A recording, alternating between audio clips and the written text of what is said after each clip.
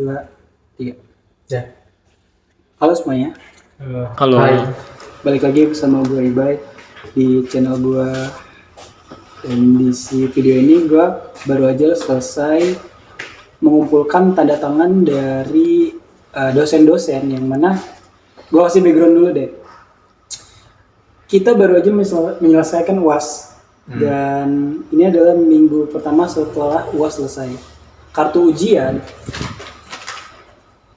ini adalah kartu yang berisi tanda tangan bukti bahwa kita mengikuti ujian dan harus setiap mata kuliah itu ada tanda tangannya.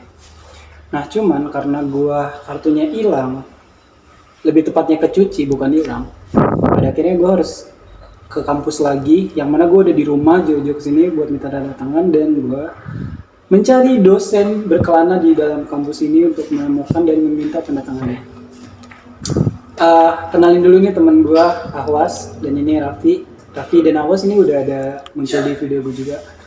Dan di video ini gue akan membahas suatu topik yang relate dan terjadi pada saat ini ke kita bertiga, yaitu kesialan.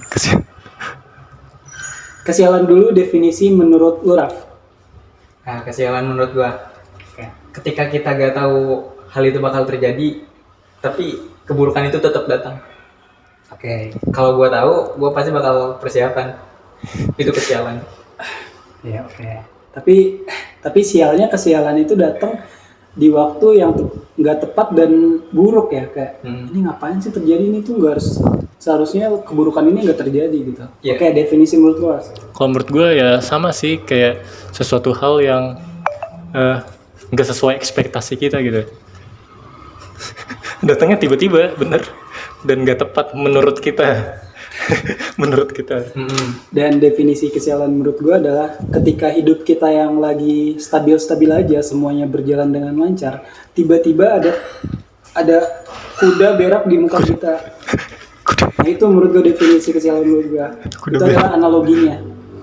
Dan ya kesialan yang terjadi hari ini itu, kita harus muter-muter cari dosen, minta tanda tangan, dan harus meng-explain ke mereka kenapa kartu kita hilang. Dan coba deh kita bakal sharing beberapa cerita kesialan dari kita bertiga. Okay. Ada nggak, Raf? Gua ada. Oke, boleh. Malahan ini benar-benar sesuatu yang bikin gua terpukul gitu. Gua pernah punya pengalaman hilang HP pas lagi latihan pas kibra di waktu gua SMK. Gimana tuh hilangnya? Hilangnya tuh gua lagi latihan di ruangan, HP-nya lagi dicas. Kan gue tinggalin tuh. Itu di ruangan apa? Ruangannya tuh masih ruangan yang aman sih, ruang ekskul gitu. Oh, ruangan buat tempat istirahat gitu ya? Terus lu ngecas di situ. Lalu? Ya, singkat cerita, di situ gue lagi latihan dan ruangan itu kan dipakai buat banyakan gitu. Ketika gue kembali, HP gue yang harusnya selesai dicas 100% dan gue dengan gembiranya bawa pulang, nyatanya nggak ada, sisa-sisanya aja. Itu sial sih. Dan kenapa sih malah ini, kenapa nggak ngambil casannya ya? Ya maksudnya nanti kalau di rumah dia bawa balik, Bener. harus beli lagi dong. Iya. Ini sebagai gue yang maling HP Raffi kan. Iya, enggak logis. Buat apa dia pakai bawa casannya juga? Oh mungkin dia udah ada HP-nya, cuman HP dia hilang, terus dia balas dendam, terus kayak gue akan ngambil HP orang dan gue nggak akan ngambil casannya. Dari mana itu? Lalu ada kesialan tambahan nggak dari peristiwa itu? Dan sialnya itu pas lagi sore-sorenya. Gue taunya pas sore. Jadi paniknya itu udahlah gelap dan sisa gue sendiri di situ yang nyari sendiri. Gue nanya tuh ke sekitaran sekolah tuh, pada ada yang lihat apa enggak gitu. Tapi ternyata semuanya nggak tahu karena di ruangan itu lagi sepi gitu. Oh, bener-bener nggak ada orang. Lah berarti yang ngambil itu bukan orang. Harusnya orang. Tapi apa nggak ada CCTV gitu, Rap? Enggak sih. Oh, nggak ada ya? Pas waktu itu lagi gak ada bang ekskulnya. Di Pulau Mule ya, sekolah lo ya? Bukan di acara Paskibra? Bukan, itu di waktu sekolah SMK. Jangan dibilang deh sekolahnya apa. Rahasia. Oke, itu kesialan dari Raffi di mana dia kehilangan HP di tempat yang seharusnya bisa dibilang aman ya. Tapi ya mungkin itu salah gue sih. Seharusnya gue ada di situ, terus gue ngambil HP lu, terus gue kasih, ini Raf, HP lu jangan taruh di... Oh iya bener juga ya, kalau misalkan ada yang ngeh, HP-nya Iya. dipindahin ke deket gua gitu, sore lagi. Atau mungkin si maling itu pada awalnya punya rencana itu, gue pindahin aja deh, gue simpan. Ternyata simpannya di kantong terus. Kebawa pulang nggak ini. Bener juga.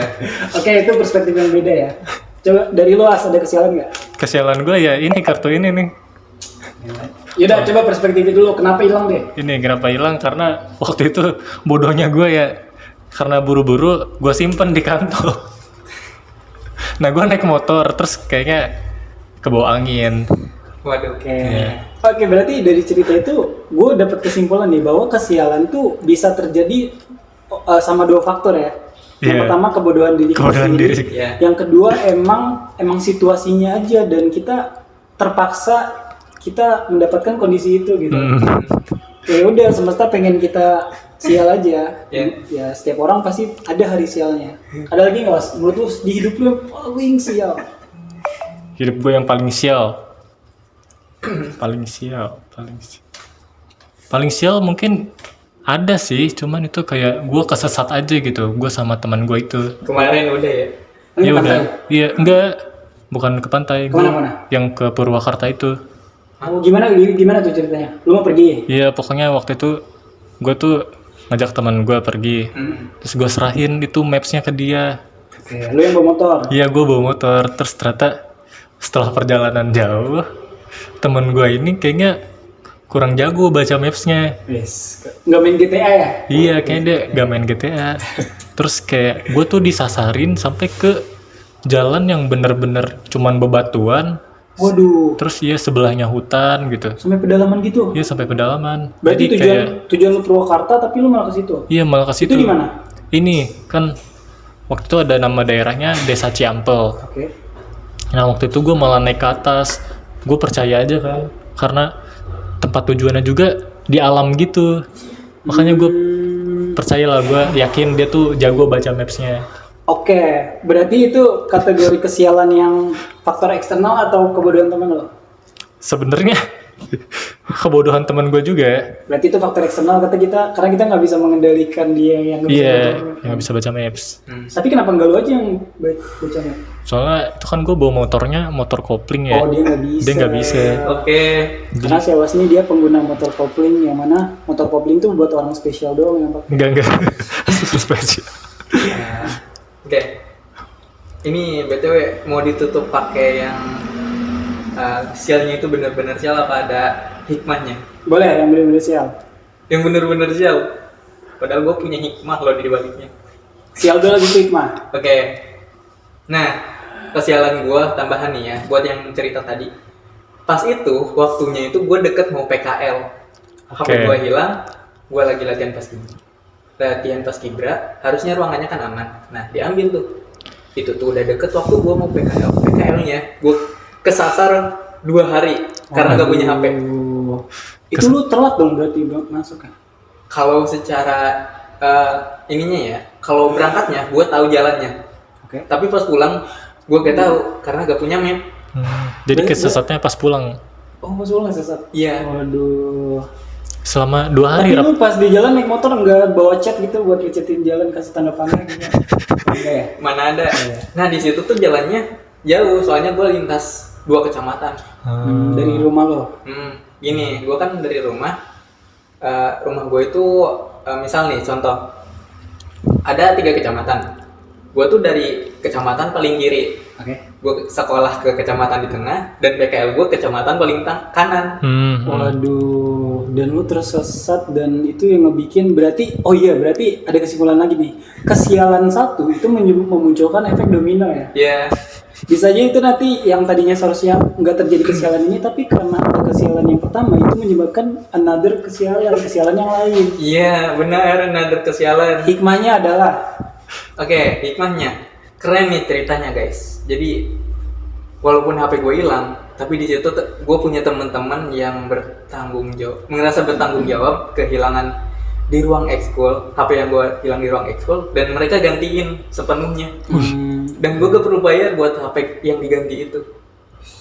banget itu. Teman-teman lu Bagus Solid. Rob. Iya.